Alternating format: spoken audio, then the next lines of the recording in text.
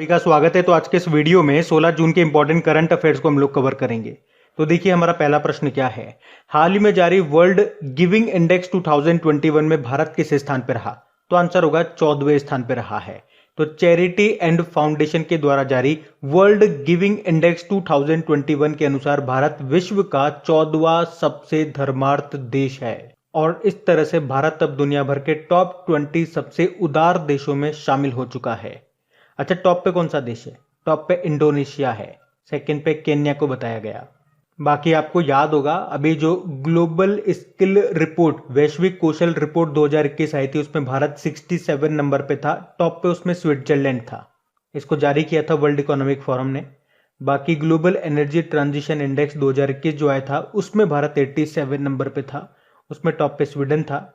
और अभी जो भ्रष्टाचार धारणा सूचकांक करप्शन परसेप्शन इंडेक्स जो आया उसमें भारत 86 नंबर पे था। टॉप पे तो दो देश थे, न्यूजीलैंड और डेनमार्क। बाकी कुछ और इंडेक्सेस में आपको याद दिलाता हूं जो अभी न्यूज में थे, जैसे कि ग्लोबल होम प्राइस इंडेक्स 2021 उसमें भारत 55वें स्थान पे था, 55, टॉप पे टर्की था। वर्ल्ड प्रेस फ्रीडम इंडेक्स जो आया था जिसको रिपोर्टर्स विदाउट बॉर्डर ने जारी किया उसमें भारत 142 नंबर पे था, टॉप पे नॉर्वे था।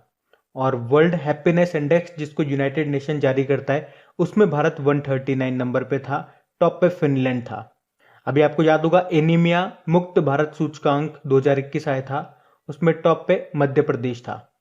और अभी नीति आयोग ने जो सस्टेनेबल डेवलपमेंट गोल इंडेक्स जारी किया उसमें टॉप पे कौन सा राज्य था? केरल था। और सस्टेनेबल डेवलपमेंट गोल इंडेक्स में देशों की रैंकिंग में बात करेंगे तो भारत 117वें नंबर पे था, टॉप पे स्वीडन था। तो यहां से सारे पॉइंट्स ध्यान रखना। बढ़ते आगे। फिर बताइए हाल ही में किसने गेलफैंड चैलेंज चेस का खिताब जीत लिया है? तो आंसर होगा डी गुकेश ने। गेलफैंड है ये, है ना। गेलफैंड चैलेंज चेस का खिताब जीत लिया किसने? डी गुकेश ने। तो भारतीय चेस प्लेयर हैं ये डी गुकेश और इन्होंने ही अभी $15,000 का ये गेलफैंड चैलेंज चेस का खिताब जीत लिया है। और इसी के साथ ही ये कुलीन melt water champions chess tournament के लिए एक वाइल्ड कार्ड भी इन्होंने जीत लिया है। डी गुकेश ये तमिलनाडु के हैं और याद रखना ये भारत के सबसे छोटे और दुनिया के दूसरे सबसे कम उम्र के ग्रैंड मास्टर बने थे, तब आपने इनका नाम पढ़ा होगा। अच्छा, वैसे वर्तमान में हमारे 68 नंबर के ग्रैंड मास्टर कौन है? अर्जुन कल्याण है, ये भी तमिलनाडु से ही है। इनसे पहले थे लियोन मेंडोन का, वो गोवा से थे 67 नंबर के। और हमारे पहले ग्रैंड मास्टर का नाम क्या है? विश्वनाथ आनंद, जिन्होंने पहला राजीव गांधी खेल रत्न पुरस्कार जीता था। 1991 की बात है। और पिछले साल इनकी ऑटोबायोग्राफी भी आई थी, उसका नाम था माइंड मास्टर, ये भी ध्यान रखना आप। अच्छा बताइए भारत में पहली बार चेस एकेडमी ये कहां पे खुलेगी? ये उड़ीसा की कैपिटल भुवनेश्वर में। और आपको याद होगा ऑल इंडिया चेस फेडरेशन ने चेक मैट कोविड इनिशिएटिव को शुरू किया था। ऑल इंडिया चेस फेडरेशन के प्रेसिडेंट कौन है? संजय कपूर है। और वैसे दुनिया में चेस को रेगुलेट करने वाली जो बॉडी है वो है फिडे। और फिडे का हेडक्वार्टर आप याद रखो कहां पर है? लॉजेन स्विट्जरलैंड में। लॉजेन स्विट्जरलैंड में इंटरनेशनल ओलंपिक कमेटी का भी हेडक्वार्टर है। बताइए वैसे वर्ल्ड चेस डे कब मनाया जाता है? तो ये डे भी होता है इसका, याद रखना, 20 जुलाई को। और एक स्टैटिक प्रश्न अगर आपसे पूछ लिया जाए कि बताइए चेस बोर्ड आपने देखा होगा ना जिसमें चेस खेलते हैं, उसमें कितने स्क्वायर बॉक्स होते हैं? तो होते हैं 64। 8 का स्क्वायर 64। तो ये भी ध्यान। बढ़ते हैं आगे। फिर बताइए हाल ही में अंतरराष्ट्रीय परिवार प्रेक्षण दिवस कब मनाया जाता है, यानी कि international day of family remittance? तो आंसर होगा 16 जून को। तो ये जो दिन है ये दुनिया भर में अपने लगभग 800 मिलियन परिवारों के सदस्यों के जीवन को बेहतर बनाने के लिए 200 मिलियन से अधिक प्रवासियों के द्वारा दिए गए उनके योगदान को चिन्हित करने के लिए इसको मनाया जाता है। सिंपल से याद रखो, अंतरराष्ट्रीय परिवार प्रेक्षण दिवस कब मनाया जाता है? 16 जून को। और इस बार की थीम क्या है इसकी? Recovery and resilience through digital and financial inclusion. और फैमिली से एक और डे मैंने आपको याद करवाया है, अंतरराष्ट्रीय परिवार दिवस, इंटरनेशनल फैमिली डे, वो 15 मई को हमने मनाया था, जिसकी थीम थी फैमिलीज एंड न्यू टेक्नोलॉजी। तो फैमिली से रिलेटेड ये दोनों डे आपको याद रखने हैं। अब देखो इंपॉर्टेंट डे वाला क्वेश्चन आ गया, चलिए एक बार फिर से रिवाइज कराता हूं आपको जून के अभी तक जितने भी इंपॉर्टेंट डेज हमने पढ़े। 1 जून को हमने वर्ल्ड मिल्क डे मनाया था। 1 जून को ही ग्लोबल डे ऑफ पेरेंट्स होता है, 2 जून को तेलंगाना का स्थापना दिवस होता है, 3 जून को वर्ल्ड बाइसिकल डे होता है, 5 जून को वर्ल्ड एनवायरनमेंट डे मनाया, 7 जून को वर्ल्ड फूड सेफ्टी डे विश्व खाद्य सुरक्षा दिवस मनाया, 8 जून को वर्ल्ड ओशियन डे विश्व महासागर दिवस मनाया, 9 जून को विश्व प्रत्यायन दिवस वर्ल्ड एक्रेडिटेशन डे मनाया, 12 जून को बाल श्रम के खिलाफ विश्व दिवस world day against child labour मनाया, 13 जून को अंतर्राष्ट्रीय रंगहीनता जागरूकता दिवस मनाया यानी कि इंटरनेशनल एल्बिनिज्म अवेयरनेस डे, 14 जून को विश्व रक्तदाता दिवस वर्ल्ड ब्लड डोनर डे के रूप में मनाया और 15 जून को विश्व बुजुर्ग दुर्व्यवहार जागरूकता दिवस world Elder abuse awareness day के रूप में मनाया। तो देखो जून का आधा महीना खत्म हो चुका है और आधे महीने में अभी तक जितने भी आपके डेज हुए ना ये आपको याद कर लेने हैं, अगर याद नहीं है तो। बढ़ते हैं फिर बताइए, अभी हाल ही में किस राज्य सरकार ने युवा शक्ति कोरोना मुक्ति अभियान को शुरू किया है? तो आंसर होगा मध्य प्रदेश ने। अब इसमें क्या होगा, तो जो हायर एजुकेशन के जो टीचर हैं और उनके जो स्टूडेंट्स हैं उन्हें ट्रेनिंग दी जाएगी वैक्सीनेशन के बारे में, कोविड-19 के बारे में, और फिर वो टीचर और वो स्टूडेंट लोगों को ट्रेनिंग देंगे, लोगों को जागरूक करेंगे। तो ये है युवा शक्ति कोरोना मुक्ति अभियान जिसको शुरू किया है मध्य प्रदेश ने। अभी आपको याद होगा राजस्थान ने मुख्यमंत्री कोरोना बाल कल्याण योजना को शुरू किया था और असम सरकार ने मुख्यमंत्री शिशु सेवा योजना को शुरू किया था। अभी छत्तीसगढ़ ने महतारी दुलार योजना को शुरू किया था। हिमाचल प्रदेश ने पर्वत धारा योजना को शुरू किया था भूमिगत जल के स्तर को बेहतर करने के लिए, और मध्य प्रदेश ने ही अंकुर योजना को शुरू किया था वृक्षारोपण को बढ़ाने के लिए, और उत्तराखंड ने वात्सल्य योजना को शुरू किया था, और अभी उत्तराखंड की पुलिस ने मिशन हौसला को शुरू किया था। उसके अलावा अभी वैसे राजस्थान ने मुख्यमंत्री किसान ऊर्जा मित्र योजना को भी शुरू किया था। एक चिरंजीवी योजना ये भी राजस्थान की है। लेकिन यहाँ तो बात हो रही है मध्य प्रदेश की, तो ये रहा मैप में मध्य प्रदेश। देखो मध्य प्रदेश की कैपिटल भोपाल हो गई है और यहीं पे आपको भारत का पहला ई वेस्ट क्लिनिक भी मिलेगा। मुख्यमंत्री शिवराज सिंह चौहान है, गवर्नर है आनंदीबेन पटेल। मध्य प्रदेश से भी आपको याद होगा जो एनीमिया मुक्त भारत सूचकांक आया था उसमें टॉप पे रहा था मध्य प्रदेश, सेकंड पे उड़ीसा था। अभी अंकुर योजना ये भी मध्य प्रदेश ने शुरू की है वृक्षारोपण को बढ़ावा देने के लिए। अच्छा, अभी मध्य प्रदेश के कितने स्थानों को विश्व विरासत संभावित सूची में शामिल किया गया? 2 स्थानों को। एक तो है भेड़ा घाट जो कि जबलपुर में आपको मिलेगा, और दूसरा है सतपुड़ा टाइगर रिजर्व। और देखो जबलपुर में ही आपको मध्य प्रदेश का हाई कोर्ट भी मिलेगा, नर्मदा नदी के किनारे स्थित है जबलपुर। और वैसे अभी मध्य प्रदेश हाई कोर्ट के नए चीफ जस्टिस कौन बने थे? मोहम्मद रफीक। और अगर आपसे पूछा जाए कि धुआंधार जलप्रपात ये किस नदी पर है, तो नर्मदा नदी पर ही है। ओमकारेश्वर बांध ये भी इसी नदी पर है। वैसे नर्मदा नदी का उद्गम कहां से होता है? अमरकंटक की पहाड़ियों से होता है, यहीं से वैसे सोन नदी भी निकलती है। अभी कुछ समय पहले मध्य प्रदेश ने एक जिला एक शिल्प अभियान भी शुरू किया था। देश का पहला बुद्धिस्ट थीम पार्क ये भी बना है मध्य प्रदेश के सांची में। और सांची का स्तूप से आपको याद दिलाऊं तो हमारा जो 200 रुपए का नोट है ना, उस पर इसी का चित्र अंकित है, सांची का स्तूप। और सांची के स्तूप को कब यूनेस्को वर्ल्ड हेरिटेज साइट में शामिल किया गया? तो 1989 में। यहाँ पे आपको एक रामसर साइट पे मिलेगी भोज ताल जिसे बोलते हैं, खजुराहो के मंदिर आपको यहाँ पे मिल जाएंगे, भीमबेटका की गुफाएं आपको यहाँ पे मिल जाएगी। और आपको याद होगा भारत में पहली बार दुनिया का सबसे पुराना जानवर है डिंकिंसोनिया, उसका जीवाश्म मिला था मध्य प्रदेश की भीमबेटका की गुफाओं में। वैसे मध्य प्रदेश का होशंगाबाद शहर का नाम बदलकर नर्मदापुरम अभी कर दिया गया। और 10 अफ्रीकी चीते हम लेकर के आएंगे भारत में, और भारत में कहाँ पे? मध्य प्रदेश के कूनो नेशनल पार्क में। तो इतना आप यहां से याद रखो, बढ़ते आगे। अच्छा, फिर बताइए अभी किस राज्य सरकार ने राज्य में 50 साल या उससे ज्यादा आयु के वृक्षों को विरासत का दर्जा दिया है? तो आंसर होगा महाराष्ट्र। तो अभी महाराष्ट्र सरकार ने राज्य में वो वृक्ष जिनकी उम्र 50 साल या उससे ज्यादा हो गई है तो उन्हें हेरिटेज ट्री यानी कि विरासत वृक्ष का दर्जा दे दिया है। और इनकी हर 5 साल में गणना भी करेगा महाराष्ट्र वृक्ष प्राधिकरण यानी कि ट्री अथॉरिटी। और अगर कोई इन हेरिटेज पेड़ को काटता है तो याद रखना उसकी जितनी उम्र होगी ना उसके बराबर, उसकी संख्या के बराबर, जैसे कि 65 ईयर का वो पेड़ है तो 65 आपको वृक्ष लगाने होंगे और 7 सालों तक उनकी सुरक्षा भी करनी होगी।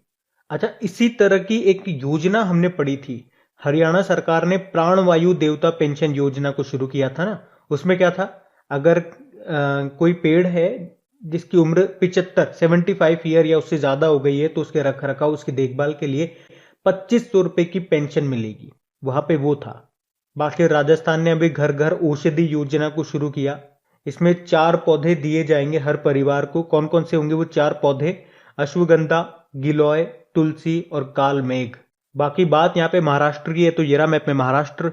देखो महाराष्ट्र की कैपिटल मुंबई है।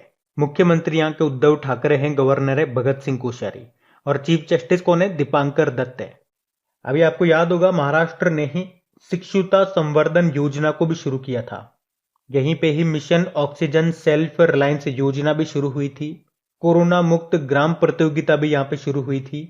और देश का पहला ड्राइव इन वैक्सीनेशन सेंटर ये कहां पे शुरू हुआ है? महाराष्ट्र में, महाराष्ट्र के मुंबई में। अच्छा, मुंबई किस द्वीप पर स्थित है ये बताओ? सालसेट द्वीप पर है। और किस नदी के मुहाने? उल्हास नदी के। वैसे याद रखना, बताया था मैंने आपको, मुंबई के साथ 2 दर्रे आपको याद होने चाहिए। एक है थाल घाट दर्रा जो कि मुंबई को नासिक से जोड़ता है। दूसरा है भोर घाट दर्रा जो कि मुंबई को पुणे से जोड़ता है। और अभी महाराष्ट्र भूषण पुरस्कार किसे मिला? आशा भोसले को मिला। और उससे पहले वर्ष 2020-21 के लिए उषा मंगेशकर को लता मंगेशकर पुरस्कार दिया गया था। और भारत की पहली अंडर सी सुरंग ये मुंबई में ही बनाई जा रही है। यहीं पे ही महासमृद्धि महिला सशक्तिकरण योजना को भी शुरू किया गया। और महाराष्ट्र का एक काफी फेमस नृत्य है लावणी नृत्य, ये भी आप ध्यान रखना। बढ़ते आगे। अच्छा बताइए, हाल ही में किसने ऑपरेशन ओलिविया को शुरू किया है? तो आंसर होगा इंडियन कोस्ट गार्ड ने। ऑपरेशन ओलिविया ये क्या है, क्यों शुरू किया गया इसको? तो उड़ीसा में ओलिव रिडले कछुओं की रक्षा के लिए ये ऑपरेशन ओलिविया शुरू किया गया है। और किसने शुरू किया? हमारे तट रक्षक बल ने, इंडियन कोस्ट गार्ड फोर्स ने।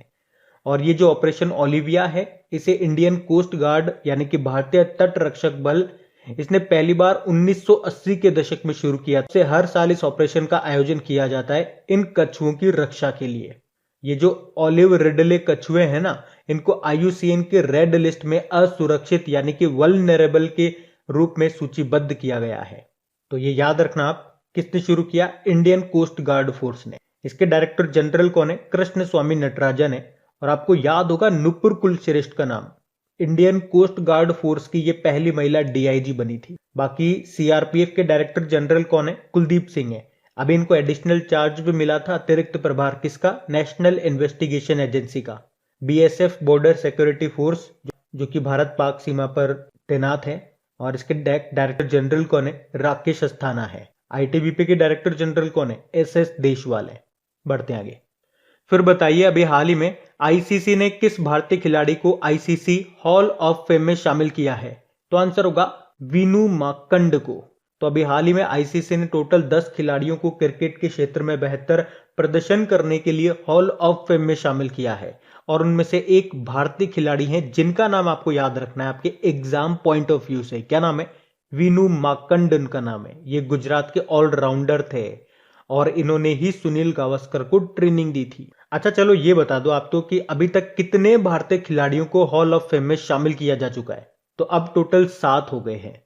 कौन कौन से हैं? बिशन सिंह बेदी, कपिल देव, सुनील गावस्कर, अनिल कुंबले, राहुल द्रविड़, सचिन तेंदुलकर और ये वीनू माकंड। तो इनका नाम आपको ध्यान रखना है। बाकी बात ICC की है तो इसके बारे में जानो।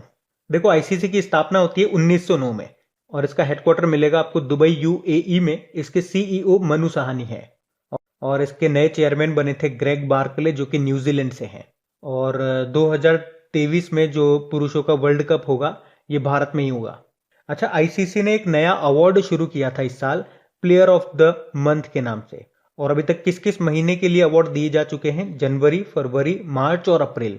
इसमें आपको पुरुषों का भी याद रखना है और महिलाओं का भी याद रखना है। और अगर आज का हमारा आपने करंट अफेयर्स का रिवीजन वाला वीडियो देखा हो, वहां पे ये सारे अवार्ड्स मैंने आपको रिवाइज कराए थे एक एक करके। तो वो रिवीजन वाला वीडियो आप जरूर देखा करें। वहां हम इसी तरह के इंपॉर्टेंट पॉइंट्स को रिवाइज करते हैं और एक बार नहीं कई बार रिवाइज करते हैं। रिवीजन का मतलब यही होता है, रिपीट पे रिपीट करे जाओ। तो हम क्वेश्चन को रिपीट पे रिपीट करके रिवाइज करते हैं ताकि वो आपको रट जाए। यही हमारा मकसद है, आपको चीजों को रटा देना। अभी हम बढ़ते हैं आगे। अच्छा बताइए, बड़ा इंपॉर्टेंट प्रश्न है, वर्ष 2032 के जो ओलंपिक खेल होंगे ना वो कहां पे होंगे? तो ये होंगे ऑस्ट्रेलिया के ब्रिस्बेन में। अच्छा देखो, ओलंपिक खेल की बात करेंगे तो पहले ओलंपिक गेम्स कहाँ पे हुए थे और कब हुए थे? तो 1896 में हुए थे ये एथेंस ग्रीस में। फिर अभी 2016 वाले ये रियो ओलंपिक हुए, 2020 वाले ये टोक्यो ओलंपिक यानी कि टोक्यो में होने वाले थे, लेकिन आप जानते हो अब ये 2021 में हो रहे हैं। और इसके शुभंकर क्या है? सोमाइती और मिराइतोवा। मिराइतोवा ये टोक्यो ओलंपिक का शुभंकर है और पैरालंपिक का है सोमाइती। 2024 वाले ये पेरिस फ्रांस में होंगे, फिर 2028 वाले लॉस एंजलिस में होंगे, अब ये 2032 वाले ब्रिस्बेन ऑस्ट्रेलिया में होंगे। याद रखना हम बात कर रहे हैं समर ओलंपिक्स की, क्योंकि ये टोक्यो ओलंपिक जो है ये आपका समर ओलंपिक है। इसके बाद 2022 में जो आपके होंगे वो विंटर ओलंपिक होंगे और वो होंगे बीजिंग चाइना में। बाकी इंटरनेशनल ओलंपिक कमेटी की बात करेंगे जिसका हेडक्वार्टर आपको मिलेगा लुसेन स्विट्जरलैंड में, और इसके अध्यक्ष कौन है? थॉमस बक हैं। और देखो टोक्यो ओलंपिक से 4-5 क्वेश्चन आपने पढ़े थे, जैसे कि टोक्यो ओलंपिक में क्वालिफाई करने वाले भारत की पहली नाविका कौन बनी है? तो नेत्रा कुमानन बनी है। उसी तरह से टोक्यो ओलंपिक में क्वालिफाई करने वाले पहले घुड़सवार बने हैं कौन? फवाद मिर्जा। और अभी टोक्यो ओलंपिक में क्वालिफाई करने वाली भारत की पहली पहलवान कौन बनी है? तो विनेश फोगाट बनी है। और यहीं पे क्वालिफाई करने वाली पहली भारतीय तलवारबाज बनी है कौन? भवानी सिंह। तो ये नाम भी आपको याद रखने, यहां से प्रश्न बन सकता है। बढ़ते हैं आगे।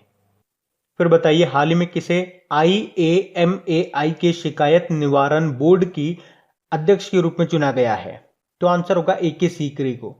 अच्छा, IAMAI मतलब internet and mobile association of India, और इसने डिजिटल प्रकाशक सामग्री शिकायत परिषद के एक हिस्से के रूप में गठित शिकायत निवारण बोर्ड की अध्यक्षता करने के लिए सुप्रीम कोर्ट के पूर्व न्यायाधीश अर्जुन कुमार सीकरी AK सीकरी को शामिल किया है। अच्छा, वैसे internet and mobile association of India के अध्यक्ष कौन है? अमित अग्रवाल है। बाकी हुसैन अल मुसल्लम अब इंटरनेशनल स्विमिंग फेडरेशन के ये अध्यक्ष बने। Narendra Batra international hockey federation के दोबारा अध्यक्ष चुने गए, और संजय कुमार यादव ये इलाहाबाद हाईकोर्ट के चीफ जस्टिस बने हैं। वैसे तो अभी इलाहाबाद का नाम चलो ये आप ही बताओ, इलाहाबाद का नाम बदलकर क्या कर दिया गया? बड़ा सिंपल प्रश्न है, बढ़ते हैं आगे। अच्छा, फिर बताइए अभी हाल ही में तेलंगाना में मेडिसिन फ्रॉम द स्काई परियोजना लागू करने के लिए किसने समझौता किया है? तो आंसर होगा फ्लिपकार्ट ने। तो अभी फ्लिपकार्ट ने राज्य में यानी कि तेलंगाना राज्य में पायलट आधार पर मेडिसिन फ्रॉम द स्काई परियोजना को लागू करने के लिए तेलंगाना सरकार के साथ समझौता किया है, ताकि ड्रोन का उपयोग करके ग्रामीण जो दुर्गम क्षेत्र हैं वहां पे कोविड-19 टीके और आपातकालीन चिकित्सा पहुंचाई जा सके, यानी कि ड्रोन के थ्रू जो मेडिसिन वगैरह है वह पहुंचाना। उसके लिए फ्लिपकार्ट ने तेलंगाना के साथ समझौता किया। अच्छा, फ्लिपकार्ट का हेडक्वार्टर कहां पर है? बेंगलुरु में है, और इसके वर्तमान CEO हैं कल्याण कृष्ण मूर्ति। अब बात तेलंगाना की है तो ये रहा मैप में तेलंगाना।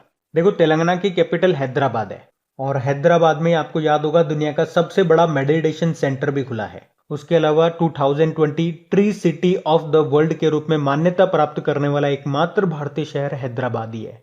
उसके अलावा दुनिया का पहला mobile water from air kiosk और वाटर नॉलेज सेंटर ये हैदराबाद में स्थापित किया जाएगा। और हैदराबाद में जो आपको नेहरू जूलॉजिकल पार्क मिलेगा ना, उसे ISO सर्टिफिकेट भी मिला है, और इसी के साथ ISO सर्टिफिकेट पाने वाला ये देश का पहला चिड़ियाघर भी बन गया।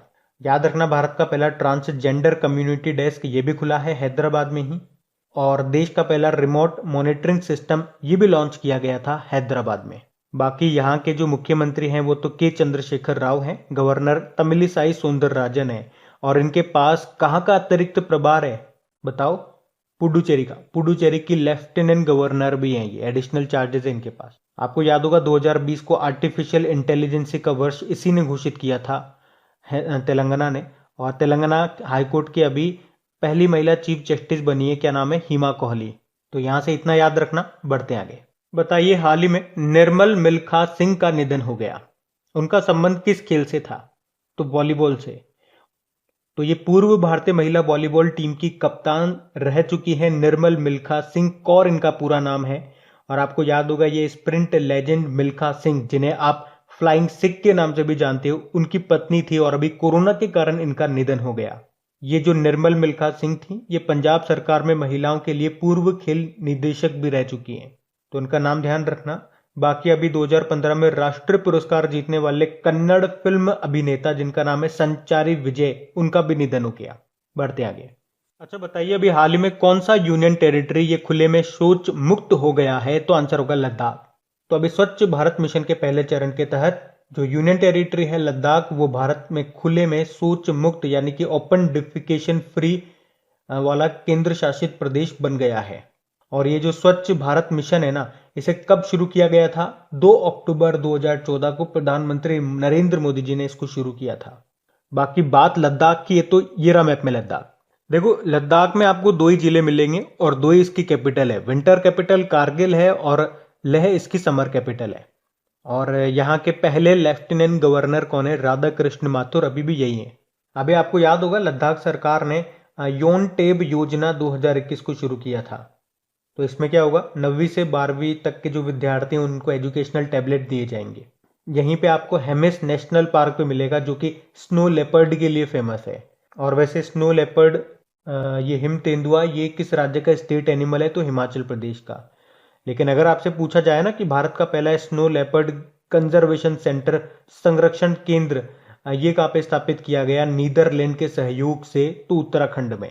और भारत का सबसे बड़ा नेशनल पार्क भी यही है, हेमिस नेशनल पार्क। और भारत का सबसे छोटा नेशनल पार्क कौन सा है? अंडमान निकोबार में है, साउथ बटन नेशनल पार्क। और याद रखना, भारत की पहली भूतापीय क्षेत्र विकास परियोजना भी स्थापित की जाएगी लद्दाख में। किसके द्वारा? ओएनजीसी के द्वारा। और वैसे भारत में आपको टोटल कितनी रामसर साइट मिलेंगी? अभी 42। और 42 नंबर की कौन सी बनी थी? लद्दाख की जो तसुकर झील है ना, वो। और अभी जम्मू कश्मीर और लद्दाख हाईकोर्ट के चीफ जस्टिस कौन बने? पंकज मित्तल बने। तो अब बात करेंगे कल के वीडियो में पूछे गए प्रश्न के उत्तर की। अच्छा बताइए, किसने फ्रेंच ओपन में वुमेन सिंगल का टाइटल जीत लिया? तो आंसर होगा बारबरा क्राजिकोवा ने। और ये किस देश की प्लेयर है? चेक रिपब्लिक की है। तो आप सभी ने प्रश्न का बिल्कुल सही उत्तर दिया। और गाइस देखिए, अगर सेशन अच्छा लगा हो तो प्लीज इसे लाइक जरूर करना और अपने दोस्तों के साथ में इसको शेयर जरूर करना।